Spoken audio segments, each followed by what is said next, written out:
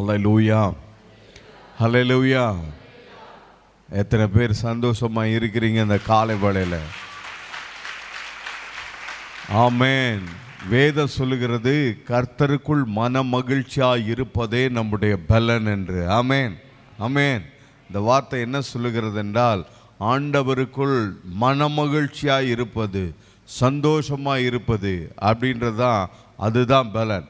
இந்த மன மகிழ்ச்சி அப்படின்றதுக்குள்ள விசுவாசம் இருக்கிறது, தேவனை சார்ந்து கொள்ளுதல் இருக்கிறது, தேவனை அடைக்கலமாய் கொண்டிருக்கிறது இருக்கிறது, கர்த்தருடைய நாமத்தில் மறைந்து கொண்டிருக்கிறது.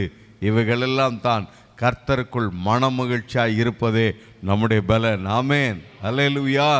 அதனால தான் தீர்க்கதரிசி இப்படி சொல்லுகிறார், அத்திமரம் துளிர் விடாமல் போனாலும், திராட்சை செடியிலே கனி கொடாமல் போனாலும், ஒலிவ மரம் தன் பலனை கொடாமல் போனாலும், மந்தையிலே ஆடுகள் இல்லாமல் போனாலும், நான் கர்த்தருக்குள் மகிழ்ச்சியாய் இருப்பேன். ஆமென், அல்லேலூயா, அல்லேலூயா. சரி, இந்த வசனம் சொல்கிற மாதிரியே இல்லாமையே போயிடுச்சுன்னா நம்ம மகிழ்ச்சியாகவே இருந்துட முடியுமா அப்படின்னு ஒரு கேள்வி இந்த வார்த்தைக்கு பின்னாடி சைடில் அப்படியே நம்மளை தொடர்ந்து வந்துக்கிட்டே இருக்கிற மாதிரி இருக்குல்ல. யோபுனுடைய வாழ்க்கை அறிந்திருக்கிறீர்களா? யோபு எல்லாவற்றையும் இழந்து போனான், ஆனால் கர்த்தர் எல்லாவற்றையும் மீண்டு கொடுத்தார். ஆமென், அல்லேலூயா. இப்போ அத்திமரம் துளிர் விடாமல் போனாலும் மகிழ்ச்சியாக இருப்பேன்னா, அதுக்கு அடுத்து அத்திமரம் துளிர் விடும். மந்தையில் ஆடுகள் இல்லாமல் போனாலும் மகிழ்ச்சியாக இருப்பேன்னா, மந்தையில் ஆடுகளை ஆண்டவர் கொடுப்பார். ஆமென் சொல்லுங்க, அல்லேலூயா. ஒலிவ மரம் தன் பலனை கொடாமல் போனாலும் அப்படின்னா ஒலிவ மரம் பலனை கொடுக்கும். ஆமென். ஏன்னா மகிழ்ச்சியாக இருப்பேன்னா கவலை இல்லாமல் அக்கறை இல்லாமல் அப்படியே ஏனோ தானோன்னு ஒன்றுமே அப்படி கிடையாது. மகிழ்ச்சியாக இருப்பான்னா கர்த்தர் எல்லாவற்றையும் மாற்றுவார். ஆமென் சொல்லுங்க, அல்லேலூயா. அவர் எல்லாவற்றையும் மாற்றிடுவார், அவர் எல்லாவற்றையும் செய்து முடிப்பார். ஆமென் சொல்லுங்க, அல்லேலூயா. இது பழைய ஏற்பாட்டில் இருக்கிற வசனம். அத்திமரம், ஒலிவ மரம், மந்தை, திராட்சை செடி, இதெல்லாம் அது அப்படியே புதிய ஏற்பாட்டில் இயேசு செய்த அற்புதங்களுக்கு வச்சு பாருங்க. கல்யாண வீட்டில் திராட்சை ரசம் இல்லாமல் போனாலும், யவீரனுடைய மகள் வியாதியிலே மரண தருவாயிலே இருந்து கிடந்தாலும், லாசருவை கொண்டு கல்லறையில் அடக்கம் பண்ணி 4 நாள் ஆகிவிட்டாலும் மகிழ்ச்சியாக இருப்போம். ஆமென். ஏன்னா கர்த்தர் வருவார், அற்புதம் செய்வார். ஆமென் சொல்லுங்க. வருவாரா? அற்புதம் செய்வாரா? கட்டாயம் செய்வார். ஆமென் சொல்லுங்க, அல்லேலூயா. ஆண்டவருடைய நாமம் மகிமைப்படுவதாக. இந்த நாளில் உங்களை அன்போடு கூட வாழ்த்துகிறேன். தேவனுடைய கிருபையும் இரக்கமும் தயவும் ஆண்டவருடைய ஒத்தாசையும் அனுக்கிரகமும் உங்கள் வாழ்க்கையில் உங்களுக்கு மிக அதிகமாக வருவதாக கர்த்தர் உங்களை நிறைவாக ஆசீர்வதிப்பாராக. இன்றைய நாளில் நாம் ஆண்டவருடைய வார்த்தைக்கு நேராக செல்ல போகிறோம். எத்தனை பேர் மகிழ்ச்சியாக இருக்கிறீங்க ஆண்டவருடைய வார்த்தையை கேட்பதற்கு? ஆமென், அல்லேலூயா. ஆண்டவர் நம்மோடு கூட பேசுவாராக. தேவனுடைய வார்த்தை உங்கள் வாழ்க்கையை வளமுள்ளதாய் செழிப்புள்ளதாய் ஊன்ற கட்டி எழுப்புவதாக. கர்த்தருடைய நாமம் மகிமைப்படுவதாக.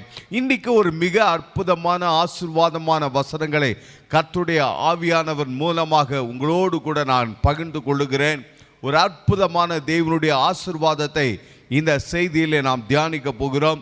என்னோடு கூட உங்கள் வேதாகமத்தை எடுத்துக்கொள்ளுங்கள். ஏசாயா தீர்க்கதரிசி எழுதின தீர்க்க தரிசன புஸ்தகம் 54வது அதிகாரம் வசனங்கள் 3 மற்றும் 4. ஏசாயா தீர்க்க தரிசன புஸ்தகம் 54வது அதிகாரம் வசனங்கள் 3 மற்றும் 4. நான் உங்களுக்காக வாசிக்கிறேன். நீ வலது புறத்திலும் இடது புறத்திலும் இடம் கொண்டு பெருகுவாய். உன் சந்ததியார் ஜாதிகளை சுதந்தரித்து கொண்டு பாலாய் கிடந்த பட்டணங்களை குடியேற்றுவிப்பார்கள். பயப்படாதே, நீ வெட்கப்படுவதில்லை. நானாதே, நீ லட்சை அடைவது இல்லை. உன் வாலிபத்தின் வெட்கத்தை மறந்து உன் விதவை இருப்பின் நிந்தையை இனி நினையாதிருப்பாய்.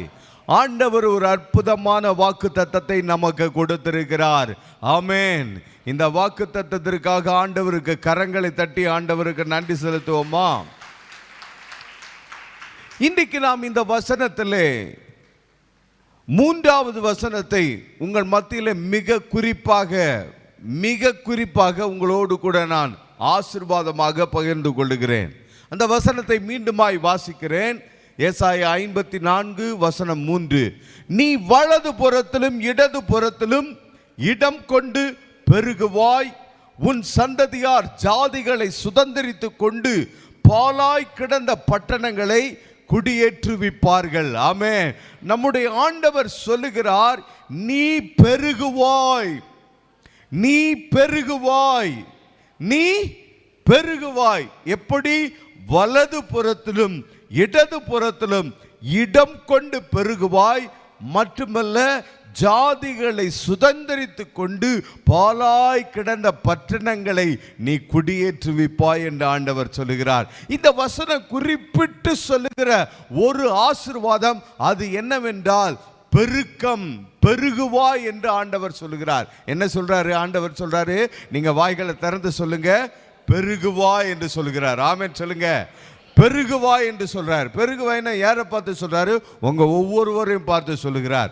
உங்கள் ஒவ்வொருவரையும் பார்த்து சொல்கிறார், நீங்க எந்த இடத்திலிருந்து இப்பொழுது வந்திருந்தாலும் சரி, நீங்க எந்த சூழ்நிலையிலிருந்து கர்த்தருடைய ஆலயத்துக்கு வந்திருந்தாலும் சரி, நீங்கள் அல்லது யாராக நீங்கள் எப்படிப்பட்டவர்களாக நீங்கள் இருந்தாலும் சரி, ஆண்டவர் உங்களுக்கு சொல்லுகிற ஒரு வார்த்தை, நீ பெருகுவாய் என்று. நீ பெருகுவாய், நீ பெருகுவாய், நீ பெருகுவாய், நீ பெருகுவாய் என்று ஆண்டவர் உங்களை பார்த்து சொல்லுகிறார். உங்க இருதயத்தில் கையை வச்சு சொல்லுங்க, நான் பெருகுவேன் என்று ஆண்டவர் சொல்லுகிறார். நான் பெருகுவேன் என்பது கர்த்தருடைய விருப்பம். நான் பெருகுவேன். ஆண்டவருடைய வார்த்தை நீ பெருகுவாய் என்று சொல்லுகிறார். நம்முடைய ஆண்டவர் பெருக்கத்தின் தேவன். அவர் எப்படிப்பட்ட தேவன்னா பெருக்கத்தின் தேவன். அதாவது போதும் அவ்வளவுதான் சரியா அப்படி ஆண்டவர் நிறுத்தி விடுகிற தேவன் அல்ல. அவர் பெருக்கத்தின் தேவன். அவர் பெருக்கத்தின் தேவன். அவர் பெருக்கத்தின் தேவன் அப்படின்றதுக்காக நிறைய உதாரணங்களை சொல்லலாம், நிறைய உதாரணங்களை சொல்லலாம். அவர் இந்த பூமியை சிருஷ்டித்த பொழுதே அநேக எல்லாவற்றையும் பெருக்கமாய், அதாவது எண்ணிக்கையில் அடங்கா முடியாத அளவுக்கு தான் எல்லாவற்றையும் அவர் சிருஷ்டித்திருக்கிறார். வானங்களை பாருங்கள், நட்சத்திரங்களை பாருங்கள். ஒரு நட்சத்திரம் இருந்தாவே போதும். ஆனால் ஆண்டவர் எத்தனை நட்சத்திரங்களை கொடுத்திருக்கிறார், எவ்வளவு நட்சத்திரங்களை கொடுத்திருக்கிறார். அவைகளை எண்ணவே முடியாது. விஞ்ஞானிகளால் அவைகளை இன்றைக்கு வரைக்கும் எண்ணவே முடியவில்லை. எத்தனையோ தொழில்நுட்பங்கள் வந்துவிட்டது. என்னென்னமோ மனிதன் செய்து கொண்டிருக்கிறான். ஆனால் எண்ணக்கூட முடியவில்லை ஆண்டவர் சிருஷ்டித்த அந்த நட்சத்திரங்களின் எண்ணிக்கை. இன்னும் மாற்றி சொல்லுகிறேன் பாருங்க, தனித்தனியா எண்ணவில்லாட்டும் பரவாயில்ல, ஆனா இந்த நட்சத்திரங்களாம் அதாவது குரூப்பாவா இருக்குது. அதாவது இப்ப பாருங்க, ஈரோட்டில் இருக்கிற எத்தனை பேர் அப்படின்னு என்றது சாத்தியமோ சாத்தியம் இல்லையோ, ஆனா எத்தனை ஊர் இருக்குது இந்தியாவில், இந்த உலகத்தில் எத்தனை கிராமங்கள் இருக்கிறது அப்படின்னு எண்ண முடியாதில்லை. பற்றியா ஒரு ஊர் அப்படின்னா அங்கே 4 பேர் மட்டும்தான் இருப்பாங்களா? ஒரு கிராமம் அப்படின்னா அங்கே ஒரு 10 குடும்பம் மட்டும்தான் இருக்குமா? பாருங்க, நிறைய பேர் இருப்பாங்க. அதுபோல இந்த குரூப் ஆஃப் கேலக்சிஸ் அது நிறைய குழுவாக குடும்பம், அதாவது நட்சத்திர கூட்டங்கள், நட்சத்திர குடும்பங்கள் அப்படி இருக்குது பாருங்க. சரி, இது ஆகாய மண்டலத்தில். இங்கே சமுத்திரத்துக்கு வருவீங்கன்னா சமுத்திரம் பறந்து விரிந்து கிடக்கிறது. சமுத்திரத்தின் ஆழத்தை இன்னும் யாரும் போய் என்ன செய்யல, பார்க்கவே இல்லை, தொட முடியல, மெஷர்மெண்ட் பண்ணவும் முடியல. அவ்வளவு தூரம் சமுத்திரத்தினுடைய ஆழமும் பரப்பளவும் அவ்வளவு பெருசா இருக்கிறது. அதில் ஏராளமான நீர்வாழ் உயிரினங்கள் இருக்கிறது. என்னென்ன உயிரினங்கள் இருக்குதுன்னே தெரியல, அது எத்தனை இருக்குதுன்னு எப்படி தெரியும்? ஆண்டவர் அப்படிதான் சிருஷ்டித்து வைத்திருக்கிறார், பெருக்கமாய் சிருஷ்டித்து வைத்திருக்கிறார்.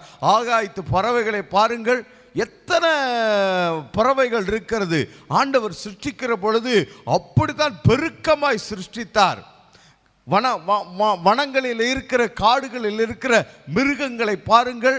அது எத்தனை விதமான மிருகங்களுக்கு என்னென்ன வகையான மிருகம் இருக்குது அப்படின்னே நம்மளால லிஸ்ட் போட முடியல.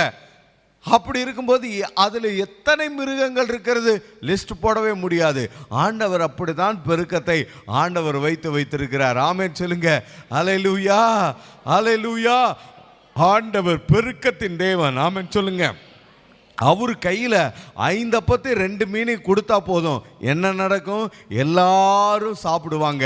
எல்லாரும் சாப்பிட்ற மாதிரி ஆண்டவர் அதை பெருக பண்ணி விடுவார். எல்லாரும் சாப்பிட்டு திருப்தி அடைந்து மீதம் 12 கூட எடுக்கிற மாதிரி ஆண்டவர் அப்படி பெருக பண்ணுவார். ஆமென் சொல்லுங்க. ஹல்லேலூயா, ஹல்லேலூயா. தீர்க்கதரிசிட்ட ஒரு கூட எண்ணெய் மாத்திரம்தான் இருக்குது அப்படின்னு சொல்லி கொடுத்தா போதும், எல்லா பாத்திரமும் அண்டை வீட்டார் அயல் வீட்டார் எல்லார் வீட்டிலிருந்து பாத்திரங்களை வாங்கி அந்த பாத்திரங்கள் எல்லாவற்றிலும் வார்த்து போதுன்னு சொல்ற வரைக்கும் அந்த ஒரு கூட எண்ணெய் பெருகி கொண்டே இருக்கும். ஆமென் சொல்லுங்க. அல்லேலூயா. அந்த தேவன், அப்படிப்பட்ட வல்லமையுடைய தேவன் தான் உங்களை பார்த்து சொல்றாரு, நீ வலது புறத்திலும் நீ இடது புறத்திலும் இடம் கொண்டு பெருகுவாய். ஆமென், ஆமென். அல்லேலூயா. இது தேவனால் கூடுமா? இது தேவனால் நடக்குமா? நம்முடைய தேவன் இப்படிப்பட்ட பெருக்கத்தை கொடுக்க வல்லமையுடையவரா? தேவனால் கூடும். கர்த்தர் வல்லமையுடையவர். ஆமென் சொல்லுங்க. நீங்கள் பெருகுவீர்கள். ஆமென் சொல்லுங்க. நீங்க பெருகுவீங்க, நீங்க பெருகுவீங்க, கட்டாயம் பெருகுவீங்க. சரி, இந்த வசனத்தை சற்று இன்னும் கொஞ்சம் விபரமாக டீப்பாக போக போறோம். ஆண்டவர் சொல்ற வார்த்தையை திரும்ப வாசிக்கிறேன் பாருங்க. கர்த்தர் சொல்றாரு, நீ வலது புறத்திலும் இடது புறத்திலும் இடம் கொண்டு பெருகுவாய் அப்படின்றார். நீ வலது புறத்திலும் இடது புறத்திலும் இடம் கொண்டு பெருகுவாய். இந்த பெருக்கத்துக்கு முன்னாடி கூட ஆண்டவர் இன்னொரு வசனத்துல ஒரு குறிப்பிட்ட காரியத்தை சொல்லி இருக்கிறாரு. அதை கொஞ்சம் வாசிக்கணும், அதை கொஞ்சம் கவனிக்கணும், ஏன்னா அது ரொம்ப முக்கியமானது. என்ன ஆண்டவர் சொல்லியிருக்காரு? 2வது வசனத்தை வாசிச்சா, உன் கூடாரத்தின் இடத்தை விசாலமாக்கு, உன் வாசஸ்தலங்களின் திரைகள் விரிவாகட்டும், தடை செய்யாதே அப்படின்றாரு. என்ன சொல்றாரு? கூடாரத்தின் இடத்தை விசாலமாக்கு, வாசஸ்தலங்களின் திரைகளை விரிவாக்கு, தடை செய்யாதே, கயிறுகளை நீளமாக்கு, முளைகளை உறுதிப்படுத்து. அதாவது இதெல்லாம் செய்யின்னு சொல்லிட்டு ஒன்றை மட்டும் செய்யாத என்றாரு. என்ன செய்யாத என்றாரு? தடை சொல்லுங்க, நீங்க தடை செய்யாத என்றாரு. அதாவது கூடாரத்தின் இடத்தை விசாலமாக்கு, அப்புறம் வாசஸ்தலங்களின் திரைகளை விரிவாக்கு, அப்புறம் கயிறுகளை நீளமாக்கு, முளைகளை உறுதிப்படுத்து அப்படின்ட்டு சாத்தானை பார்த்து, ஏய் தடை செய்யாத நீயே அப்படி சொல்லியிருக்காரா? ஆண்டவர் யாரை பார்த்து சொல்லியிருக்காரு? யாரை பார்த்து சொல்லியிருக்காரு சொல்லுங்க? உங்களை தான் பார்த்து சொல்றாரு, நம்மளை தான் பார்த்து சொல்றாரு. தடை செய்யாதேன்னு யாரை பார்த்து சொல்றாரு? அப்போ நாம் என்னதான் கொஞ்சம் ஒரு சில நேரத்தில் நம்மளை அறியாமையே மிக சரியாக செய்கிற மாதிரி என்ன செஞ்சுக்கிட்டு இருக்கிறோம்னா, நாமளே நமக்கு தடை உண்டு பண்ணி கொண்டிருக்கிறோம். கவனித்துக் கொள்ளுங்கள். ஆண்டவர் சொல்றாரு, நீ தடை செய்யாதே. அதாவது கர்த்தருடைய ஆசீர்வாதம் உங்க வாழ்க்கையில வருகிறதற்கு நீங்க தடையான எந்த ஒரு செயலையும் செய்யாதே. கர்த்தருடைய ஆசீர்வாதம் உங்க வாழ்க்கையில வருகிறதற்கு தடையான எந்த ஒரு காரியத்தையும் எண்ணத்தையும் அவிசுவாசத்தையும் உடையவர்களாய் இராதே என்று ஆண்டவர் சொல்லுகிறார். சரி, இந்த காலை வேளையில இந்த வசனங்களை கர்த்தர் கொடுக்கிற பெருக்கம் என்று சொல்லி, கர்த்தர் கொடுக்கிற பெருக்கம், கர்த்தரின் ஆசீர்வாதம் என்று ஒரு 5 குறிப்புகளை மிக சுருக்கமாக நான் உங்களுக்கு கொண்டு வர போகிறேன். 5 குறிப்புகள் மிக சுருக்கமாக வேத வசனங்களிலிருந்து கொண்டு வருகிறேன். கர்த்தர் கொடுக்கிற பெருக்கம் என்கிற ஆசீர்வாதம், அதை நான் கர்த்தரின் ஆசீர்வாதம் என்று சொல்லுகிறேன். அது என்ன ஆசீர்வாதம்? அது என்ன ஆசீர்வாதம்? அது என்ன ஆசீர்வாதம்? நாம் விரும்பி கர்த்தர்கிட்ட கேட்டுக்கிற ஆசீர்வாதம் எல்லாம் இருக்கிறது. நம்முடைய பிரச்சனைகளுக்காக, நம்முடைய கஷ்டங்களுக்காக, ஒருவேளை சரீரத்தில் வியாதி இருக்கிறது, வியாதிக்கு ஆண்டவரே சுகம் கொடுங்க, சுகம் என்கிற ஆசீர்வாதத்தை கொடுங்க அப்படின்னு நாம் கேட்குறோம். ஒருவேளை கடன் பிரச்சனை இருக்குது, பொருளாதார சிக்கல் இருக்குது, இந்த கடன் எல்லாம் அடைங்க ஆண்டவரே, அடைச்சி தீருங்க அப்படின்னு சொல்லிட்டு நாம் விரும்புகிறோம். அல்லது சில இன்ன நன்மைகள், ஆசீர்வாதங்கள், உயர்வுகள் இவைகள்லாம் தேவையாக இருக்கிறது. அதற்காக அந்த தேவைகளை ஆண்டவர்கிட்ட கேட்குறான். இதெல்லாம் தவறில்லை. ஆண்டவரே சொல்லியிருக்கிறார், கேள், என்னை நோக்கி கூப்பிடு, கேளுங்கள் அப்பொழுது கொடுக்கப்படும், என் நாமத்தினாலே நீங்கள் எவைகளை கேட்பீர்களோ அவைகளை பெற்றுக்கொள்வீர்கள், நீங்கள் எனக்குள்ளும் என் வார்த்தைகள் உங்களுக்குள்ளும் இருக்கும் பொழுது விரும்பியதை கேளுங்கள் என்று ஆண்டவரே சொல்லியிருக்கிறார். ஆகையினாலே இதெல்லாம் தவறில்லை, இதெல்லாம் நீங்க கேட்டு பெற்றுக்கொள்ள வேண்டும். ஆனால் கர்த்தரே அவரே உங்களுக்கு கொடுக்கிற ஒரு ஆசீர்வாதம் இருக்குது. இங்க தான் நீங்க நல்லா புரிந்து கொள்ள வேண்டிய ஒரு காரியம் இருக்கிறது. அவரே உங்களுக்கு கொடுக்கிற ஒரு ஆசீர்வாதம் இருக்கிறது. அதாவது நீங்க கேட்காமையே, நீங்க ஆசைப்படாமையே, நீங்க விரும்பாமையே அவராகவே உங்களிடத்துல வந்து உங்களுக்கு கொடுக்கிற ஆசீர்வாதம். உங்களுக்கு நன்றாக புரிகிறதா? ஒரு ஆமென் சொல்லுங்க. கரம் உயர்த்தி ஒரு அல்லேலூயா சொல்லுங்க. அவரே உங்களை தேடி வந்து உங்களை அழைத்து உங்களுக்கு கொடுக்கிற ஒரு ஆசீர்வாதம். அப்படின்னா என்னன்னா, இது உங்களுக்கு தேவை அப்படின்றது உங்களுக்கு இல்லை, அந்த நிலை இல்லை, நீங்க அப்படிப்பட்ட நிலையில் இல்லை. ஆனா அவருக்கு ஆசை, அவருக்கு விருப்பம், அப்பா அது அவருடைய சித்தம், அப்பா அது அவருடைய திட்டம். அது என்ன? அதுதான் பெருக்கம் என்கிற ஆசீர்வாதம். சரி, முதலாவது ஒரு அற்புதமான வார்த்தையை நாம் வாசிப்போம். ஆதியாகமத்தின் புஸ்தகம் 1வது அதிகாரம் 28வது வசனம். ஆதியாகமம் 1வது அதிகாரம் 28வது வசனம். முதல் குறிப்பு, கர்த்தர் உங்களை பெருக பண்ணுகிறார். கர்த்தர் என்ன செய்யறாரு? உங்களை பெருக பண்ணுகிறார். உங்க இருதயத்தில் கை வச்சு சொல்லுங்க, கர்த்தர் என்னை பெருக பண்ணுகிறார். கர்த்தர் என்னை பெருக பண்ணுகிறார். கர்த்தர் என்னை பெருக பண்ணுகிறார். இங்க பாருங்க, ஆண்டவர் ஆதாமையும் ஏவாளையும் ஏதேன் தோட்டத்தில் சிருஷ்டித்துட்டு அவர் அதுக்கடுத்து என்ன செய்யறாருன்னா, 28வது வசனம், பின்பு தேவன் அவர்களை நோக்கி, நீங்கள் பழுகி பெருகி பூமியை நிரப்பி அதை கீழ்ப்படுத்தி சமுத்திரத்தின் மச்சங்களையும் ஆகாயத்து பறவைகளையும் பூமியின் மேல் நடமாடுகிற சகல ஜீவ சந்துக்களையும் ஆண்டு கொள்ளுங்கள் என்று சொல்லி தேவன் அவர்களை ஆசீர்வதித்தார். பாருங்க, இந்த வசனம் ஆரம்பம் எப்படி சொல்லுங்கன்னா, தேவன் அவர்களை நோக்கி, ஆதாமும் ஏவாளும் ஆண்டவரை பார்த்து, ஆண்டவரே அப்படின்னு இங்கே அவருக்கு கூப்பிடல. ஏன்னா அவங்களுக்கு எந்த ஒரு தேவையுமே இல்லை. எல்லாவற்றையும் ஆண்டவர் ஏற்படுத்தி சிருஷ்டித்து உண்டாக்கி கொடுத்திருக்கிறாரு. அங்கே ஒரு பிரச்சனையும் இல்லை. பக்கத்து வீட்டுக்காரவங்க பிரச்சனை அங்கே இல்லை. பங்காளி சண்டை அங்கே இல்லை. அடுத்த நேரம் சம்பளத்துக்கு என்ன பண்றது, அங்க எதுவுமே இல்லை. எல்லாமே இருக்கிறது. இன்னும் தேவை அப்படின்னா அதை கொடுக்கிறதுக்கு டெய்லி பகலின் குளிர்ச்சியான வேளையில கர்த்தர் வர்றாரு. அவரே வர்றாரு. வேற என்ன தேவை இருக்குது பாருங்க. அவரே வந்துடுறாரு. அவரே இவர்களோட இருக்கிறாரு. அப்புறம் வேற என்ன தேவை இருக்குது? எந்த தேவையுமே இல்லை. ஆனா கர்த்தர் அவர்களை பார்த்து, கர்த்தர் அவர்களை நோக்கி, நான் சொல்றேன், ஆண்டவர் உங்களை பார்த்து, இன்னைக்கு ஆலயத்துக்கு வந்திருக்கிறீங்க, கர்த்தருடைய சபைக்கு வந்திருக்கிறீங்க, கர்த்தருடைய வார்த்தையை கேட்க வந்திருக்கிறீங்க. இப்ப கர்த்தர் உங்களை பார்த்து, கர்த்தர் உங்களை பார்த்து அவர் என்ன சொல்றாருன்னா, நீங்கள் பழுகி பெருகி பூமியை நிரப்புங்கள் அப்படின்றாரு. அதாவது ஆதாமையும் ஏவாளையும் பார்த்து, எந்த குறையும் இல்லாமல், எந்த தேவையும் இல்லாமல், எந்த பிரச்சனையும் இல்லாமல் இருக்கிற ஆதாமையும் ஏவாளையும் பார்த்து, ஆதாம் ஏவாள் நீங்க பழுகி பெருங்க அப்படின்னு ஆசீர்வதிக்கிறார். ஆமென் சொல்லுங்க. அப்ப கர்த்தர் உங்களை ஆசீர்வதிக்கிறார். ஆமென் சொல்லுங்க. நான் சொல்றேன், எந்த பிரச்சனையும், எந்த தேவையும், எந்த கஷ்டமும் இல்லாத ஆதாமுக்கு ஆண்டவர் அந்த ஆசீர்வாதத்தை கொடுத்திருக்கிறாரு. அவர்களும் அதை வேணான்னு சொல்ல, வேணாண்டவரே எங்களுக்கு எல்லாமே இருக்குது ஆண்டவரே, 10வது குறைக்கு டெய்லியும் தான் நீங்க வரீங்க, அப்புறம் என்ன அப்படிலாம் ஆதாம் ஏவாள் சொல்ல. ஆமென், தேங்க்யூ அப்படிதான் சொல்லி இருக்கிறாங்க. அவர்களுக்கே அந்த ஆசீர்வாதத்தை ஆண்டவர் கொடுத்திருக்கிறார்னா, இன்றைக்கு நீங்க சில தேவைகளோட, இன்றைக்கு நீங்க சில பிரச்சனைகளோட, இன்றைக்கு நீங்கள் கர்த்தருடைய ஒரு ஆசீர்வாதத்துக்காக காத்து கொண்டிருக்கிறீர்களே, கர்த்தர் உங்களை பார்த்து சொல்றாரு, நீங்க பெருகுவீங்க. ஆமென் சொல்லுங்க. நீங்கள் பெருகுவீர்கள் என்று ஆண்டவர் சொல்கிறார்.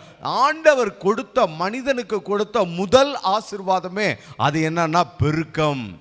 அதாவது மனிதன் தேவனிடத்தில் கேட்டுக்கொண்டு அதுக்காக கொடுக்கப்பட்ட ஆசீர்வாதம் அல்ல. மனிதன் தேவனிடத்தில் கேட்காமலே அவனுக்கு எந்த ஒரு தேவையும் இல்லாத பொழுதே கர்த்தர் கொடுத்த ஆசீர்வாதம். ஆமென் சொல்லுங்க. ஹல்லேலூயா, ஹல்லேலூயா, ஹல்லேலூயா.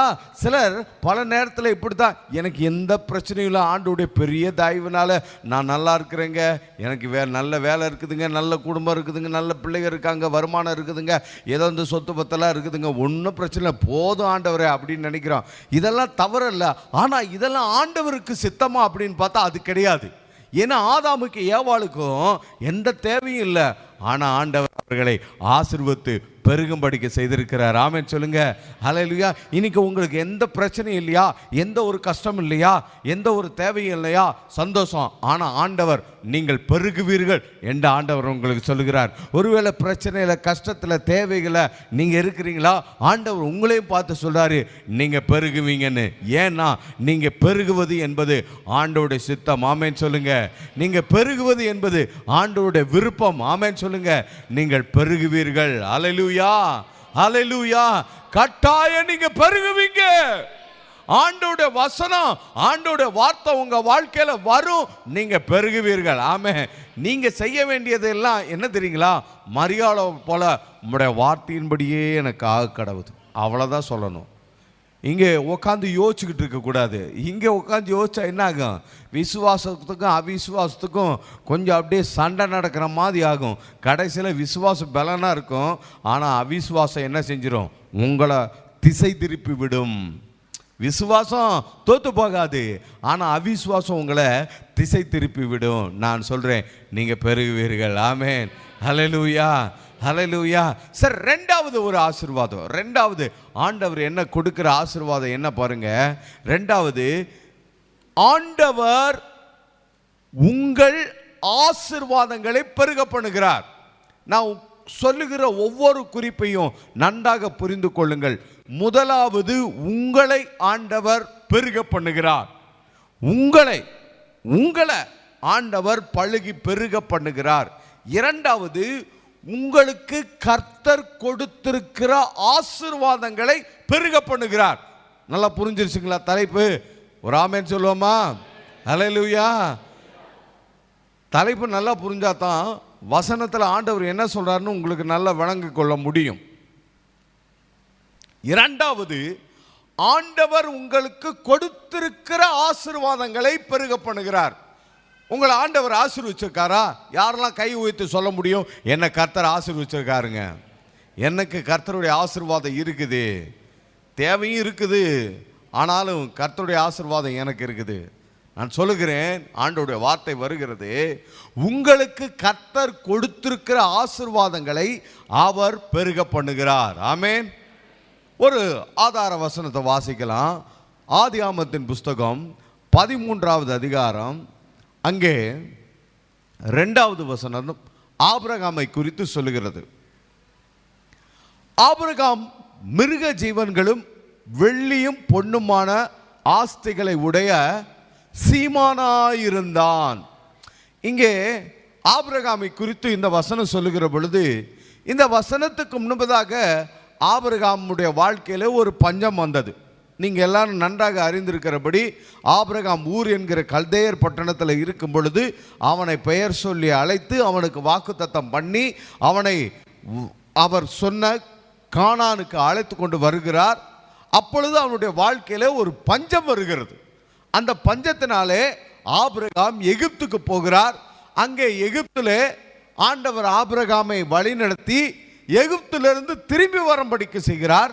திரும்பி வரும் பொழுது எகிப்தினுடைய அந்த அரசன் மன்னன் பார்வோன் மூலமாக ஆபிரகாமுக்கு ஏராளமான நன்மைகள் கிடைக்கும்படிக்கு செய்கிறார். என்னென்ன நன்மைகள்லாம் பாருங்க.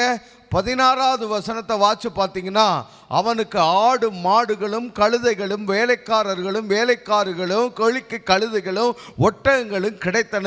இவைகள்லாம் இப்போ ஆபிரகாமுக்கு கிடைச்சிருச்சு. இந்த இவைகளோடு கூட ஆபிரகாம் இப்போ தென் திசைக்கு அவன் வர்றான். எகிப்தை விட்டு தென் திசைக்கு வருகிறான். வந்த பொழுது இப்போ ஆபிரகாம் யாராக எப்படியாக இருக்கிறார்னா, நாம் வாசித்த 13வது அதிகாரம் 2வது வசனம், ஆபிரகாம் மிருக ஜீவன்களும் வெள்ளியும் பொன்னுமான ஆஸ்திகளை உடைய சீமானாய் இருந்தான் அப்படின்னு வேதம் சொல்கிறது. இப்ப இப்படிப்பட்ட ஆஸ்திகளை உடைய செல்வ சீமானாய் ஆபிரகாம் இருக்கிறாரு. இப்ப பாருங்க, இதுவே ஆபிரகாமுக்கு போதும். என்னதுங்க? இதுவே ஆபிரகாமுக்கு போதும். ஏன்னா ஒன்றுமே இல்லாம தான் கர்த்தருடைய அழைப்பை ஏற்று விசுவாசத்தோடு ஆபிரகாம் வந்தார். ஒன்றுமே இல்லாம தான். உன் இனத்தையும் உன் வீட்டையும் உன் ஜனத்தை விட்டு நான் காண்பிக்கும் உன் இடத்திற்கு நீ புறப்பட்டு போ அப்படின்ட்டு ஒரே ஒரு வாக்குத்தத்தத்தை மட்டும் கொடுத்தாரு. என்ன கொடுத்தாரு? நான் உன்னை பெரிய ஜாதியாக்கி உன்னை ஆசிர்வதித்து உன் பேரை பெருமைப்படுத்துவேன், நீ ஆசீர்வாதமாய் இருப்பாய் அப்படின்னு ஒரு வாக்குத்தத்தத்தை கொடுத்தாருங்க. அவ்வளோதான். ஆபிரகாம் கையில் வேற எதுவுமே இல்லை. இப்போ பஞ்சம் வந்துச்சு. பஞ்சத்தினால எகிப்துக்கு போனார். திரும்பி வரும் பொழுது ஆண்டவர் பார்வோன் மூலமாக இத்தனையும் கொடுத்துட்டாரு. ஆடு மாடுகள் கழுதைகள் வேலைக்காரர்கள் ஒட்டங்கள் எல்லாத்தையும் கொடுத்துட்டாரு. இப்போ வந்து எகிப்திலிருந்து வெளியில் வந்துட்டா. இப்போ ஆபிரகாம் யாருங்க? செல்வ சீமானாய் இருக்கிறான். வெள்ளியும் பொண்ணுமான ஆஸ்திகளை உடைய செல்வ சீமானாய் இருக்கிறான். இதுவே ஆபிரகாமுக்கு போதும். நீங்கள் கூட ஆபிரகாம் மாதிரி தான் நிறைய ஆசீர்வாதங்கள். போதும் கர்த்தாவே, போதும், இதுவே எனக்கு போதும்னு, எந்த குறையும் இல்லை. மாதம் மாதம் சம்பளம் வருது, இந்த இன்வெஸ்ட்மெண்ட்லேருந்து வருமானம் வருது, எங்கள் கடையில் நல்ல வியாபாரம் நடக்குது, தொழிலில் வருமானம் வந்துக்கிட்டு இருக்குது, பிஸ்னஸ் போயிட்டுருக்குது, இப்படின்னு போதும் அப்படின்ற நிலைமையில தான் ஆபிரகாம் செல்வ சீமானத்தான் இருக்கிறாரு. ஆனால் ஆண்டவர் என்ன செய்தார்? நல்லா கவனித்துக்கோங்க பிரதர் சிஸ்டர், அருமையான ஐயா, நல்லா கவனிச்சு கொள்ளுங்க. ஆபிரகாமை பார்த்து, ஆபிரகாம் ஒண்ணுமில்லாம வந்த, இப்ப நீ செல்வ சீமான் ஆயிட்ட, வெள்ளியும் பொண்ணும் வந்துருச்சு, பரவாயில்ல, நான் உன்னை ஆசீர்வதிப்பேன், சரியா? அப்படி ஆண்டவர் சொல்ல, இந்த ஆபிரகாம இன்னும் அதிகமா ஆசீர்வதிக்கிறார். உங்களையும் அப்படி ஆசீர்வதிப்பேன் என்று இப்பொழுது ஆண்டவர் உங்களிடத்துல பேசிக் கொண்டிருக்கிறார். அவர் ஆபிரகாமை இன்னும் அதிகமாக ஆசீர்வதிக்கிறார். 6வது வசனம் பாருங்க. அவர்கள் ஒருமித்து குடியிருக்க, அதாவது ஆபிரகாமும் லோத்துவும் ஒருமித்து குடியிருக்க அந்த பூமி அவர்களை தாங்க கூடாதிருந்தது. அவர்களுடைய ஆஸ்தி மிகுதியா இருந்தபடியினால் அவர்கள் ஒருமித்து வாசம் பண்ண ஏதுவில்லாமல் போயிற்று. அதாவது இப்ப ஆபிரகாமுடைய ஆசீர்வாதம் யாருக்கும் வந்துருச்சுன்னா லோத்துவுக்கும் வந்துருச்சு. கூட சும்மா வந்த லோத்துவுக்கும் ஆபிரகாமுடைய ஆசீர்வாதம் வந்து இப்ப என்ன ஆயிற்று அப்படின்னா, 2 பேருடைய ஆசீர்வாதம், அதாவது ஒருத்தருக்கு கொடுத்த ஆசீர்வாதம் அவர்னால வச்சு கொள்ள முடியல, அவ்வளவு நிறைய இருந்ததுனால லோத்துவுக்கு என்ன செஞ்சிட்டாரு? ஆபிரகாம் அந்த ஆசீர்வாதத்தை கொடுத்துட்டாரு. இப்படி கொடுத்ததுக்கு அப்புறம் ஆசீர்வாதம் ஒன்றும் பிரச்சனை இல்லைன்ற மாதிரி இருந்துச்சா அல்லது குறைஞ்சு போச்சான்னு பார்த்தா இன்னும் ஆசீர்வாதங்கள் பெருகுது. பெருக்கம் என்கிற ஆசீர்வாதம், புரிந்து கொள்ளுங்கள், மனதிலே வைத்துக் கொள்ளுங்கள், பெருக்கம் என்கிற ஆசீர்வாதம். இந்த பெருகிறதுனால இப்ப என்ன ஆயிடுச்சுன்னா, அந்த பூமியே அவர்களை தாங்க முடியாதபடிக்கு ஆயிடுச்சு. கர்த்தர் அப்படி பெருக பண்ணுகிற தேவன். கெனசரேத் கடல்ல வெறும் வலையை அழைச்சு கொண்டு பேதுரு கரையில உட்கார்ந்து இருந்தார். ஆண்டவர் பேதுருடைய படகுல ஏறி பிரசங்கம் பண்ணி முடித்த பின்பு பேதுருவை பார்த்து சொன்னாரு, நீ படகை எடுத்துக்கொண்டு ஆழத்திலே வலையை வீசு அப்படின்னாரு. பேதுரு சொன்னாரு, இல்ல ஆண்டவரே, முழுவதும் நாங்க பிரயாசப்பட்டுட்டோம், ஒன்னும் அகப்படல, ஆனாலும் உங்க வார்த்தையின்படி போறேன் அப்படின்ட்டு போனாரு. இப்ப என்ன நடந்துச்சு? போனது பேதுரு போனார், படகை எடுத்துட்டு போய் வலைய வீசினாரு, மீன் நிறைய கிடைச்சிருச்சு. வலையிலிருந்து எடுத்து படகுல போட்டா அதுக்கப்புறமே மீன் கிடைக்குது. என்ன பண்ணாரு, அங்கே கரையில் இருக்கிற தன்னுடைய சகோதரர்களுக்கு சைகை காட்டி அவர்களை வர சொல்றாரு. அவர்களும் இன்னொரு படகை எடுத்துட்டு கடலுக்குள்ள வர்றாங்க. அவங்க வந்தா இந்த மீன்களை எடுத்து அந்த படகுகளை போட்டா அந்த படகுகளும் நிரம்புது. வலை கிளியத்தக்கதாக படகுகள் அமழத்தக்கதாக அவ்வளோ மீன் கிடைச்சிருச்சு. அது மாதிரி தான் ஆபிரகாமுக்கு லோத்துக்கு நடந்துருச்சு. ஆபிரகாம் அழைச்சாரு, ஆசீர்வதிச்சாரு, ஆபிரகாமுடைய படகு நிரம்பிருச்சு. ஐயோ இந்த படகு நிரம்பிருச்சா அப்படின்ட்டு சரி லோத்துவை கூப்பிட்டு வாப்பா அப்படின்னு லோத்துவுக்கு அந்த ஆசீர்வாதங்களை கொடுத்தா லோத்துனுடைய படகு நிரம்பிருச்சு. நான் சொல்றேன், உங்களுக்கு அப்படிப்பட்ட பெருக்கத்தை கர்த்தர் கொடுக்கிறார். ஆமென் சொல்லுங்க. ஏன்னா அவர் பெருக்கத்தின் தேவன். ஆமென் சொல்லுங்க. அல்லேலூயா. பெருக்கத்தின் தேவன். ஆமென் சொல்லுங்க. அல்லேலூயா. அவர் கொடுக்கிற பெருக்கம் சாதாரணமான பெருக்கம் இல்லை. இதை எப்படி சொல்றது, இந்த பெருக்கத்தை எப்படி சொல்றது? அப்படிப்பட்ட பெருக்கத்தை ஆண்டவர் உங்களுக்கு கொடுக்கிறார். ஆமென் சொல்லுங்க. உங்களுக்கு கர்த்தர் கொடுத்திருக்கிற ஆசீர்வாதங்களை பெருக பண்ணுவார். ஆமென். பார்வோன் மூலமாக ஆபிரகாமுக்கு கொடுத்த எல்லா ஆசீர்வாதங்களையும் பெருக பண்ணி கடைசியில் லோத்துனுடைய வீடு நிரம்பி அவனுடைய இடமும் நிரம்பி அந்த பூமியே தாங்க முடியாதபடிக்கு பெருக பண்ணுகிறார். ஆமென். உங்களை ஆண்டவர் அப்படி ஆசீர்வதிப்பார். உங்களுக்கு அந்த பெருக்கத்தை கொடுப்பார். ஆமென். அல்லேலூயா. மூன்றாவது என்ன விதமான ஆசீர்வாதத்தை அல்லது எப்படிப்பட்ட பெருக்கத்தை உங்களுக்கு ஆண்டவர் கொடுக்கிறார்? மூன்றாவது, உங்கள் கைகளின் பிரயாசத்தை ஆண்டவர் பெருக பண்ணுகிறார். ஒரு ஆமென் மாத்திரம் சொல்லுங்க. அதை கையை தூக்கி சொல்லுங்க பார்க்கலாம். உங்க கைகளின் பிரயாசத்தை ஆண்டவர் என்ன செய்கிறார்? பெருக பண்ணுகிறார்.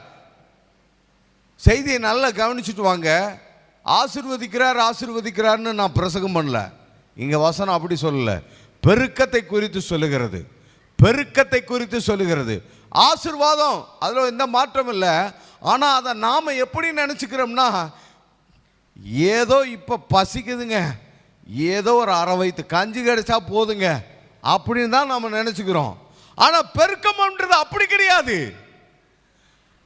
அரை வயிற்று கஞ்சி கிடைச்சாவே போதுன்றவனுக்கு அவனை கூட்டி கொண்டு போய் விருந்து சாலையிலே நிறுத்தி நீ எவ்வளவு வேண்டுமானாலும் சாப்பிட்டுக்கொள், என்ன வேண்டுமானாலும் சாப்பிட்டுக்கொள், வீட்டுக்கு எடுத்துட்டு போ, உன் வீட்டாரை அழைத்து கொண்டு வா அப்படின்னு சொல்ற மாதிரி பெருக்கம் என்கிற ஆசீர்வாதம் அப்படிதாங்க வருது உங்க வாழ்க்கையில.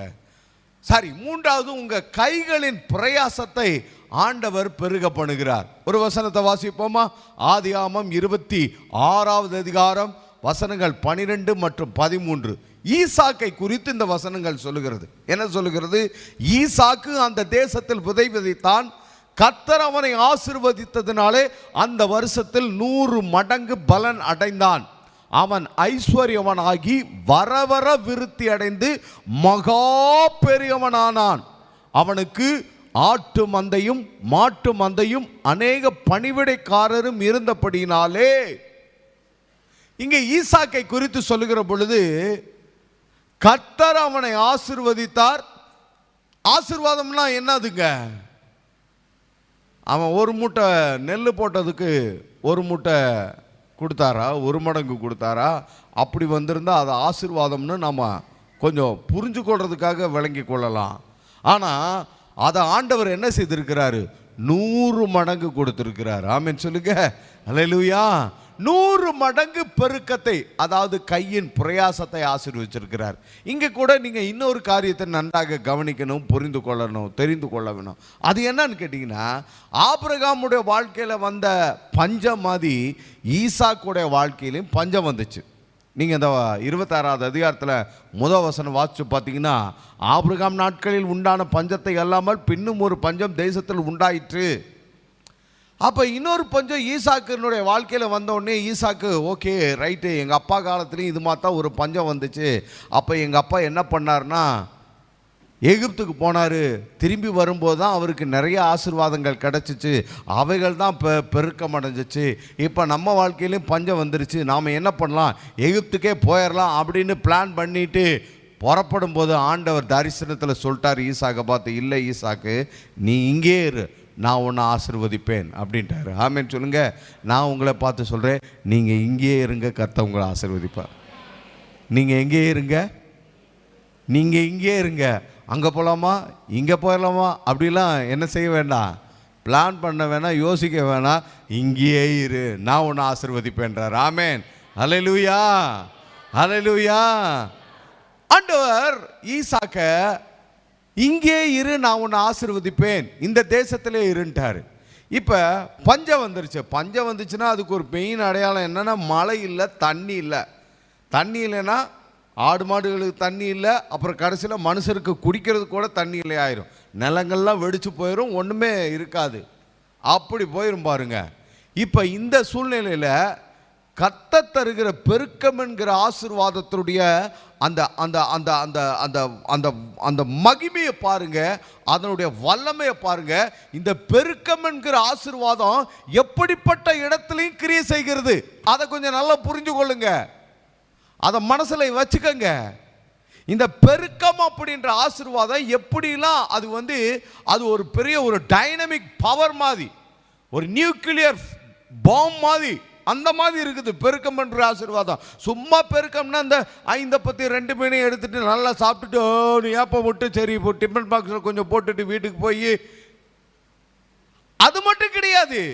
இந்த பெருக்கம் என்ற ஆசீர்வாதம் அது பாருங்க எவ்வளவு பயங்கரமானது, அப்படிதான் சொல்லணும். அது பயங்கரமான ஆசீர்வாதங்க. என்ன மாதிரி ஆசீர்வாதம்? ஐயோ, பயங்கரமான ஆசீர்வாதம். இப்ப ஈசாக்கு மந்தை மேய்க்கிற தொழிலை உடையவர் தான். ஏன்னா ஆபிரகாம் யாருங்க? மேய்ப்பர்கள் தான். அவங்கெல்லாம் ஆடுகளையும் மாடுகளையும் மேய்க்கிற மேய்ப்பர்கள் தான். அவங்க இன்ஜினியர்ஸ் கிடையாது. அவங்க வேற எந்த வேலையும் தொழில் செய்கிறவங்களாம் கிடையாது. சாஃப்ட்வேர் இன்ஜினியர்ஸ் எல்லாம் கிடையாது. அவங்க ஆடு மாடு மேய்க்கிறவங்க, அவ்வளோதான். ஆனால் இப்போ பஞ்சம் வந்துருச்சு. ஆடு மாடுகள்லாம் இருக்குது ஈசாக்குக்கு, அப்பாவோட சொத்து இவரோட சொத்து எல்லாமே இருக்குது. ஆனா இப்ப ஆடு மாட்டுக்க என்ன இல்லை, கொடுக்கிறதுக்கு தீவனம் இல்லை, மனுஷருக்கும் சாப்பிட்றதுக்கு உணவு இல்லை. அதனால என்ன செய்வோம்? விவசாயம் பண்ணுவோம் அப்படின்றாரு. விவசாயம் பண்றது இவருக்கு தொழிலா? யாராவது இவங்க குடும்பத்தில் பரம்பரையில் செஞ்சிருக்காங்களா? இல்லை பாருங்க, விவசாயமெல்லாம் பண்ணல. ஆனால் புதிதாக ஒரு தொழிலை செய்ய ஆரம்பிக்கிறார், விவசாயம் பண்ணுற தொழிலை ஆரம்பிக்கிறார். ஏன்னா இங்கே ஆடு மாடுகளுக்கு தீவனம் வேணும், மனுஷருக்கும் தானியம் வேணும் உணவு உண்றதுக்கு. கர்த்தர் அதை ஆசீர்வதிக்கிறாரு. ஆசீர்வதிக்கிறதுனால என்ன ஆச்சுன்னா 100 மடங்கு வந்துருச்சு. இதுதாங்க பெருக்கம், இதுதான் பெருக்கம். ஆண்டவர் உங்களை அப்படி ஆசீர்வதிக்கிறேன், உங்களுடைய கையின் பிரயாசத்தை ஆசீர்வதிக்கிறேன்றார். நீங்க இப்ப என்ன வேலை செய்யறீங்க? ஈசாக்கு மாதிரி என்ன வேலை செய்யறீங்க? ஆண்டவர் உங்க கையின் பிரயாசத்தை ஆசீர்வதிக்கிறேன் என்று சொல்கிறார். நீங்க என்ன தொழில்? இதுக்கு முன்னாடி நாங்கெல்லாம் மேய்ப்பருங்க. எங்க அப்பா காலத்துல இருந்து நாங்க எல்லாருமே அப்படியே பரம்பரையா மேய்ப்பர் தொழில் தாங்க செஞ்சுட்டு வந்தோம். எனக்கு இந்த தொழில் தாங்க நல்லா தெரியும். ஆனா இப்போ தாங்க புதுசாக ஒரு வேலையை ஆரம்பிச்சிருக்கிறேன், இப்போ தாங்க புதுசாக ஒரு தொழிலை ஆரம்பிச்சிருக்கிறேன், இப்போ தான் ஒரு சைடு பிஸ்னஸை எடுத்திருக்கிறேன். ஆண்டவர் அதை ஆசீர்வதிக்கிறேன் என்று சொல்லுகிறார். ஆசீர்வாதம்னா பெருக பண்ணுகிறேன் என்று சொல்லுகிறார். ஆமென், ஆமென். நீலாம் அந்த தொழிலுக்கு புதுசுப்பா, நாங்களாம் எத்தனை வருஷமாக இங்கே இருக்கிறோம் தெரியுமா? இந்த ஒன்னாலெல்லாம் இந்த தொழிலை செய்ய முடியாது. நீலாம் இந்த இடத்துல என்ன செய்ய முடியாது? வியாபாரமெல்லாம் பண்ண முடியாது. இதெல்லாம் அந்த காலத்திலேருந்து நாங்கள் பரம்பரை இந்த ஏரியாவே நாங்கள் தான் கொடி கட்டி பறக்கிறோம். நீ எப்படி இங்கே அப்படிப்பட்ட சூழ்நிலையில் நீங்கள் இருக்கிறீங்களா? ஆண்டவர் உங்களோடு கூட இருக்கிறார். உங்க கையின் பிரயாசத்தை பெருக பண்ணுகிறேன் என்று ஆண்டவர் சொல்லுகிறார். ஆமென் சொல்லுங்க. புதுசா ஒரு வேலை கிடைச்சிருக்குது, வேலைக்கு போயிருக்கிறீங்களா? அது எப்படிப்பட்ட வேலையா இருந்தாலும் சரி, ஒரு தறிப்பற்றையில் வேலையா இருந்தாலும் சரி, ஒரு துணிக்கடையில் வேலையா இருந்தாலும் சரி, அல்லது ஒரு ஆபீஸ்ல வேலையா இருந்தாலும் சரி, ஒரு கட்டட வேலையா இருந்தாலும் சரி, அல்லது கவர்மெண்ட் ஜாப்பா இருந்தாலும் சரி, எந்த நீங்க பிசினஸ் பண்ணிட்டு இருந்தாலும் சரி, உங்களுக்கு ஆண்டவர் பெருக்கத்தை தருகிறார். உங்க கையின் பிரயாசத்தை அவர் என்ன செய்கிறார்? ஆசீர்வதிக்கிறார், பெருக பண்ணுகிறேன் என்று சொல்றார். உங்க கையில நீங்க எந்த வேலையை செய்றீங்க? வருமானத்திற்காக, குடும்பத்துக்கு வீட்டுக்கான வருமானத்திற்காக எந்த வேலையை செய்றீங்க? சரி, நான் எந்த வேலைக்கும் போலங்கய்யா, நான் வீட்டில் தான் இருக்கிறேன் ஆமாம், நான் வீட்டில் தான் சமைக்கிற வேலை, துணி துவைக்கிற வேலை, பாத்திரங்கள் கழுவுற வேலை, வீட்டை கூட்டுற வேலை, சுத்தம் பண்ணுற வேலை, பிள்ளைகளுக்கு எல்லாத்தையும் செய்கிற வேலை, வீட்டுக்காருக்கு எல்லா வேலையும் செய்கிறது, இந்த வேலையை தான் நான் செய்கிறேன். நான் எங்கேயும் வெளியிலலாம் வேலைக்கு போகல. ஆண்டவர் சொல்கிறாரு, நீ செய்கிற வேலையை நான் ஆசீர்வதிப்பேன். ஆமென். அதை வீட்டில் செஞ்சாலும் சரி, வெளியில் செஞ்சாலும் சரி, அதை நான் ஆசீர்வதிப்பேன் என்று ஆண்டவர் சொல்கிறார். நீங்கள் என்ன வேலையை செய்கிறீங்க, அந்த வேலையை கர்த்தர் ஆசீர்வதிக்கிறேன் என்று சொல்லுகிறார். ஆமென் சொல்லுங்க. ஹல்லேலூயா, ஹல்லேலூயா, ஹல்லேலூயா. நீங்கள் செய்கிற வேலையை, அதாவது உங்கள் கையின் பிரயாசத்தை கர்த்தர் ஆசீர்வதிக்கிறேன் என்று சொல்லுகிறார். ஆமென் சொல்லுங்க. நீங்கள் சும்மா இருப்பீங்க, உங்களுக்காக அவங்கெல்லாம் வேலை செஞ்சுட்டு வந்து கொடுப்பாங்க, அப்படி சொல்ல. நீங்கள் ஆண்டவர் பவுல் சொல்கிறாரு, ஒருவன் வேலை செய்ய மனதில்லாது இருந்தால் அவன் சாப்பிடாது இருக்க கடவன் அப்படின்றாரு. அப்போ வேலை செய்யாமல் யாரும் என்ன செய்யக்கூடாது? வேலைக்கு போகிற அந்த வயதில், அந்த பருவத்தில், அந்த அந்த அந்த ஸ்தானத்தில் நிலையில் இருக்கிறவங்க கட்டாயம் என்ன செய்யணும்? வேலைக்கு போகணும். சிலர் ஆமாங்க, நான் வேலைக்கு போகிறதுக்காக முயற்சி பண்ணிகிட்டு இருக்கிறேன், வேலை தேடிக்கிட்டே இருக்கிறேங்க, எனக்கு இன்னும் வேலை கிடைக்கலைங்க, அந்த வேலைக்காக போயிட்டுருக்கிறேன், அப்ளிகேஷன் போட்டிருக்கேன், இன்டர்வியூ அட்டன் பண்ணிட்டு இருக்கிறேன், வெயிட் பண்ணிக்கிட்டு இருக்கிறேன், அப்பாயின்மெண்ட் ஆர்டருக்காக, கால் லெட்டருக்காக வெயிட் பண்ணிகிட்டு இருக்கிறேன். அப்படி இருக்கக்கூடாது, அதெல்லாம் செய்யணும். ஆனால் நீங்கள் எதிர்பார்க்குற வேலை கிடைக்கிற வரைக்கும், இப்போ கிடைக்கிற வேலையை நீங்கள் என்ன செய்யணும். ஆமென் சொல்லுங்க. ஹல்லேலூயா. ஈசாக்கு நாங்கள்லாம் ஆடு மேய்க்கிற மயிப்பர்கள் தாங்க, நாங்கள் அந்த வேலையை தான் செய்வோம், விவசாயம் பண்ணுறது அதெல்லாம் நான் பண்ண மாட்டேன், நான் ஆடு மாடு மேய்க்கிறதுக்காக தான் வெயிட் பண்ணிக்கிட்டே இருக்கிறேன், எல்லாம் காஞ்சி கிடக்குது, வெடிச்சு கிடக்குது, புல்லுகள் ஏதாவது புல் முளைச்சிச்சுன்னா நான் மந்தையை கூட்டிகிட்டு போகிறேன், இல்லைன்னா என்ன பண்ணுறது, ஒவ்வொரு ஆடாக அடித்து நான் சாப்பிட வேண்டியது, அப்புறம் நான் உயிரோடு இருக்கணும் இல்லையா? அப்படி ஈசாக்கு செய்யல. ஈசாக்கு என்ன பண்ணுறாரு? உடனே வேலையை துவங்குறாரு. நான் சொல்கிறேன், உங்களுக்கு என்ன வேலை கிடைக்குது, அந்த வேலையை முதல்ல செய்யுங்க, அதில் இருந்து உங்களுக்கு தேவையான வேலை கிடைக்கும். ஈசாக்கு விதைச்சா, ஆண்டவர் ஆசீர்வதிச்சாரு, இப்போ இவனுக்கு தானியமும் கிடைச்சிச்சு, மந்தைக்கு மேய்ச்சலும் கிடைக்குது. ஹல்லேலூயா. ஆண்டவர் அப்படிதான் செய்வார் பாருங்க, அப்படிதான் ஆண்டவர் செய்வார். உங்களுக்கு கிடைச்ச வேலையை செய்யுங்க. இப்போ என்ன வேலை கிடைச்சிருக்குது, அது என்ன வேலையாக இருந்தாலும் பரவாயில்ல. பாஸ்டர், நான் என்ன படிப்பு படித்து இருந்தேன் பாருங்க, இப்போ பாருங்க என் நிலைமை, இப்போ நான் இதை செஞ்சிட்டு இருக்கேன், பரவாயில்ல, நீங்க செய்யுங்க, கர்த்தர் உங்களை ஆசீர்வதிப்பார். ஆமென் சொல்லுங்க.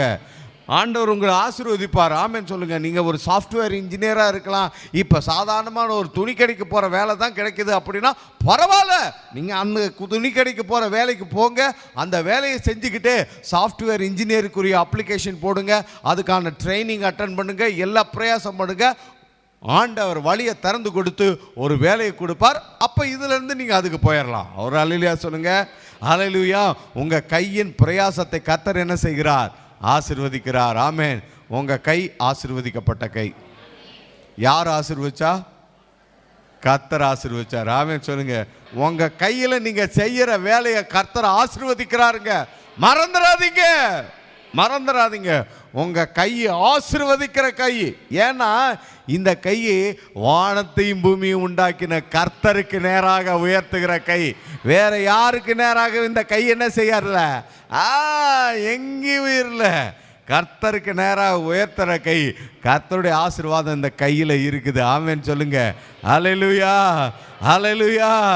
கர்த்தருடைய உடன்படிக்கையை வாங்குற கை, திருவிருந்தையும் அப்பத்தையும் ரசத்தையும் வாங்குற கை, கர்த்தருடைய உடன்படிக்கை பண்ணப்பட்ட கை இது ஆசீர்வதிக்கப்பட்ட கை. ஆமென் சொல்லுங்க. உங்க கையின் பிரயாசத்தை ஆண்டவர் என்ன செய்கிறார்? ஆசீர்வதிக்கிறார். ஹல்லேலூயா. அப்ப ராசியான கையை உடையவர்கள் நீங்க. ஹல்லேலூயா. சரி, அதற்கப்புறம் ஆண்டவர் என்ன ஆசீர்வாதத்தை கொடுக்கிறார்? ரொம்ப வேகமாக போகிறோம், ரொம்ப சுருக்கமாகவும் தியானிக்க போகிறோம். வாசிப்போமா? உபாமத்தின் புஸ்தகம் 1வது அதிகாரம் 11வது வசனம். உபாமம் 1:11. நீங்கள் இப்பொழுது இருக்கிறதை பார்க்கிலும் 1000 மடங்கு அதிகமாகும்படி உங்கள் பிதாக்களின் தேவனாகிய கர்த்தர் உங்களுக்கு சொல்லியபடியே உங்களை ஆசீர்வதிப்பாராக. 10வது வசனத்தையும் வாச்சோம்னா இந்த வசனத்தினுடைய அர்த்தம் இன்னும் கொஞ்சம் நமக்கு தெளிவாக புரியும். 10வது வசனத்தில் உங்கள் தேவனாகிய கர்த்தர் உங்களை பெருக பண்ணினார், இதோ இந்த நாளில் நீங்கள் வானத்து நட்சத்திரங்களைப் போல திரளாய் இருக்கிறீர்கள். நீங்கள் இப்பொழுது இருக்கிறதை பார்க்கிலும் 1000 மடங்கு அதிகமாகும்படி உங்கள் பிதாக்களின் தேவனாய் கர்த்தர் உங்களுக்கு சொல்லியபடியே உங்களை ஆசீர்வதிப்பாராக அப்படின்னு இங்கே மோசே இஸ்ரவேல் ஜனங்களை ஆசீர்வதிக்கிறார். மோசே இஸ்ரவேல் ஜனங்களை என்ன செய்தார்? ஆசீர்வதிக்கிறார். என்ன சொல்றாரு? எப்பா, நீங்கள் வானத்து நட்சத்திரத்தை போல இப்போ பெருகி இருக்கிறீங்கப்பா. 10வது வசனம், வானத்து நட்சத்திரத்தை போல நீங்கள் பெருகி இருக்கிறீங்க அப்படின்றார். இப்போ இவங்க எப்படி வானத்து நட்சத்திரத்தை போல பெருகுனாங்க அப்படின்னு கொஞ்சம் லைட்டாக சீக்கிரம் பின்னாடி போயிட்டு வந்தோம்னா, ஃபஸ்ட்டு ஆபிரகாமை அழைச்சார், ஒரு தனிநபரை அழைச்சார். அதுக்கப்புறம் ஈசாக்கை கொடுத்து, அதுக்கப்புறம் யாக்கோக்கு கொடுத்து, அதுக்கப்புறம் அப்படியே சந்ததி பெருகிட்டே வருது. யோசேப்பு தனி ஒருவனாக எகிப்துக்கு போகிறாரு. எகிப்துக்கு போனதுக்கப்புறம் உலகம் முழுவதும் பஞ்சம் வருது. பஞ்சத்தில் தப்பி பிழைக்கும்படிக்கு யாக்கோப்பும் அவரோடு கூட குடும்பத்தார் எல்லாரும் 70 பேர் என்ன செய்கிறாங்க? எகிப்துக்கு போகிறாங்க. எகிப்துக்கு போனோன்னே அந்த தேசத்தில் 430 வருஷம் இருக்கிறாங்க, 4 தலைமுறைக்கு இருக்கிறாங்க. இப்போ இவங்க அந்த தேசத்தை நிரப்புற அளவுக்கு பழகி பெருகிட்டாங்க. பார்வோனே பார்த்து சொல்லிட்டா, ஏப்பா பிறக்கிற மருத்துவச்சிகள்லாம் கூப்பிட்டு இவங்க பஞ்சம் பழைக்க இந்த நாட்டுக்கு வந்தாங்க, இப்போ என்னன்னா அவங்க பெருகிட்டாங்க, நம்ம ரொம்ப கம்மியாயிட்டோம். ஸோ ஆகையினால பிறக்கிற ஆண் குழந்தையெல்லாம் கொன்றுங்க, பெண் குழந்தைய மட்டும் வச்சிருங்க அப்படின்னு. அந்த அளவுக்கு பெருக்கம் வந்துருச்சு. ஆனாலும் பெருக்கத்தை என்ன பிளான் போட்டாலும், பார்வோனே பிளான் போட்டாலும் சட்டம் போட்டாலும் என்ன செய்ய முடியல? தடுக்க முடியல. இப்போ இவங்களுடைய பெருக்கமானதுனால ஆண்டவர் இவங்களை கானானுக்கு, வாக்கு பண்ண கானானுக்கு கூட்டிகிட்டு வராரு. இப்போ கூட்டிகிட்டு வர்ற பொழுது இப்போ என்னாச்சு? உள்ளே வருகிற பொழுது கானானுக்குள்ள இன்னும் போகிறதுக்கு முன்னாடி இப்போ மோசே அவங்கள எல்லாத்தையும் ஆசீர்வதிக்கிறார். ஆசீர்வதிக்கும் போது சொல்கிறார், ஏப்பா நீங்கள் எல்லாம் இப்போ வானத்து நட்சத்திரத்தை போல பெருகிட்டீங்க. ஏன்னா ஆபிரகாமுக்கு கொடுத்த வாக்கு தத்தமே அதுதான், வானத்து நட்சத்திரத்தை போல பெருகுவீங்கன்னு. அந்த மாதிரி நீங்கள் பெருகிட்டீங்க. இப்போ நீங்கள் அப்படியே 1000 மடங்கா பெருகுங்க அப்படின்னு மோசே ஆசீர்வதிக்கிறார். ஒரு அல்லேலூயா சொல்லுவோமா? கை உயர்த்தி சொல்லாமா? 1000 மடங்காக நீங்க பெருங்க அப்படின்ட்டாரு. நீங்க கற்பனை பண்ணி பாருங்க, நினைச்சு கூட பார்க்க முடியல. 1000 மடங்கு வானத்து நட்சத்திரங்களை போல பெருக்கமா இருக்கிற ஜனங்களை பார்த்து நீங்க 1000 மடங்கு பெருங்க அப்படின்னு ஆசீர்வதிக்கிறாரு. அல்லேலூயா, அல்லேலூயா. அப்ப கர்த்தருடைய ஆசீர்வாதம் உங்க வாழ்க்கையில இப்படித்தான் வருகிறது. அல்லேலூயா. நாங்கள் ஒண்டியாக இருந்தங்க, அப்புறம் ஈசாக்கு வந்தாருங்க, அப்புறம் யாக்கோப்பு ஏசா 2 பேர் வந்தாங்கங்க, அப்புறம் யோசேப்பு வந்தாருங்க, 12 பேர்லாம் வந்தாங்கங்க. ரூபன், சிமியோன், லேவியா, காத்து எல்லாருமே 12 பேர் வந்தாங்க. அப்புறம் யோசேப் மட்டும் காண எகிப்துக்கு போனாருங்க. அப்புறம் நாங்கள்லாம் 70 பேர் போனோங்க. அப்புறம் பெருகி வந்தங்க. இப்போ வானத்து நட்சத்திரம் போல நிரம்பிட்டங்க. தீர்க்க தரிசனம் நிரம்பிருச்சு, தீர்க்க தரிசனம் நிறைவேறிடுச்சு. ஆபிரகாமுக்கு வானத்து நட்சத்திரங்களை போல உன்னோட சந்ததியா இருப்பாருங்கன்னு சொன்ன வாக்கு நிறைவேறிடுச்சு. ஸ்தோத்திரம். கிடையாது பாருங்க, அப்படி இல்லை பாருங்க.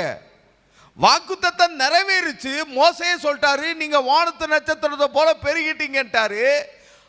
அப்ப வாக்குத்தத்தம் அப்படியே ஓகே பெருக்கம் அடைஞ்சிருச்சுன்னு முடிஞ்சிருக்கணும் இல்லையா? முடியல. ஏன்னா பெருக்கன்றதா கர்த்தருடைய ஆசீர்வாதம். நல்லா புரிஞ்சுக்கோங்க. நான் சொல்லுவேன், உங்க மண்டே ஓபன் பண்ணி இந்த வார்த்தையை உள்ள வச்சுட்டு மண்டே க்ளோஸ் பண்ணி வச்சிருங்க. பெருக்கன்றதா கர்த்தருடைய ஆசீர்வாதம்.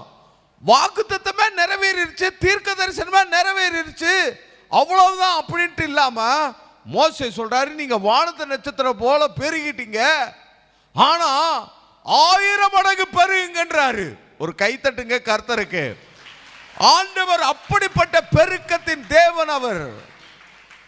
அவர் அப்படிப்பட்ட பெருக்கத்தின் தேவன். நீங்க உட்கார்ந்து கால்குலேட்டரை எடுத்து வச்சு போட்டாலும் முடியாது. பீஸ்ட் மாதிரி இருக்கும், கம்ப்யூட்டர் எடுத்து வச்சு போட்டாலும் முடியாது.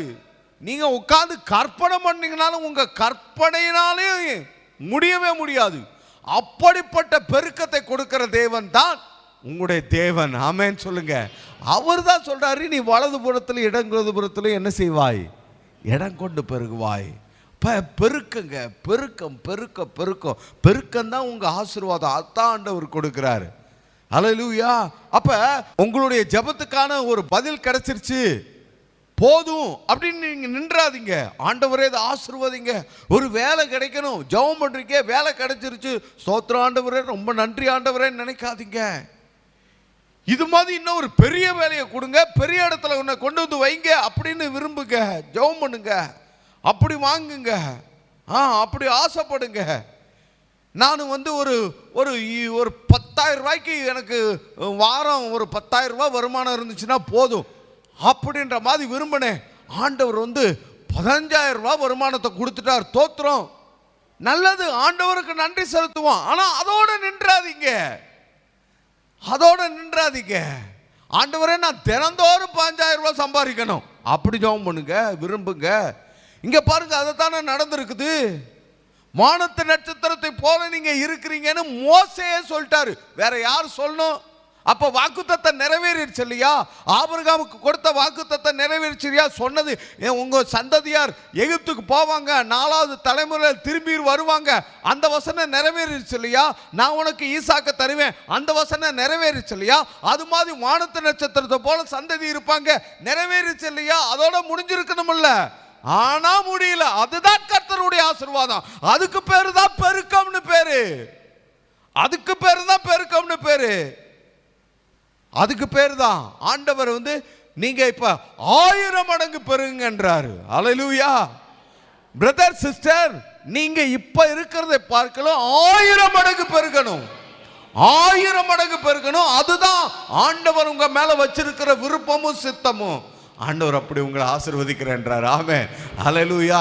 கரம் உயர்த்தி ஏசப்பாவுக்கு நன்றி சொல்லுங்க. நன்றி ஆண்டவரே, என்ன நீங்க அப்படி ஆசீர்வதிக்கிறதுக்கு, விருப்பத்தை, சித்தத்தை, திட்டத்தை நீங்க வச்சிருக்கிறதுக்காக நன்றி. ஹல்லேலூயா. ஆண்டவருடைய ஆசீர்வாதம் அப்படித்தான் வருகிறது. ஹல்லேலூயா.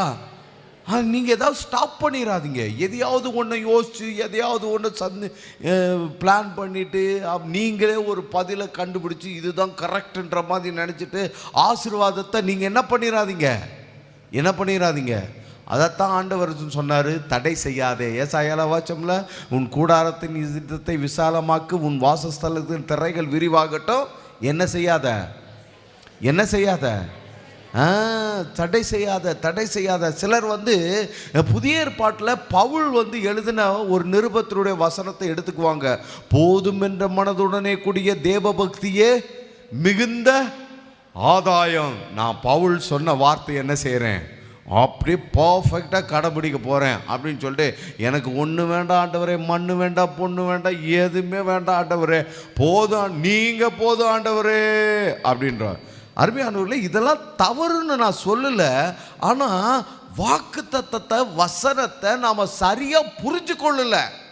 ஒரு வசனத்தை மட்டும் எடுத்து பிடிச்சு கொள்கிறோம். அதாவது அந்த வார்த்தை உண்மைதான், ஆனா அந்த வார்த்தையை யாருக்காக, எந்த சூழ்நிலையில, எதுக்காக சொன்னார் அப்படின்றத கண்டுபிடிக்கணும். அது ஊழியக்காரர்களுக்காக சொல்லப்பட்ட வார்த்தை. அதை நீங்க கவனிக்கணும். ஒரு வசனத்தை மட்டும் அப்படியே பொறுக்கி எடுக்கக்கூடாது. அதுக்கு முன்னாடி என்ன நடந்துச்சு, அதுக்கு பின்னாடி என்ன நடந்துச்சு, அப்போ இந்த வசனத்தை ஆண்டவர் இந்த வார்த்தையை எதுக்காக சொன்னார்னு நல்லா கண்டுபிடிக்கணும். ஆமாம், பைபிளை திறந்தோன்னே, ஆண்டவரே இன்னைக்கு நான் என்ன செய்யணும், உங்கள் சித்தத்தை மாத்திரம் செய்கிற ஆண்டவரே எனக்கு காட்டுங்க அப்படின்னு சொல்லிட்டு ஜெபம் பண்ணி பைபிளை திறந்தோன்னே யூதாஸ் நாண்டு கொண்டு செத்தான்.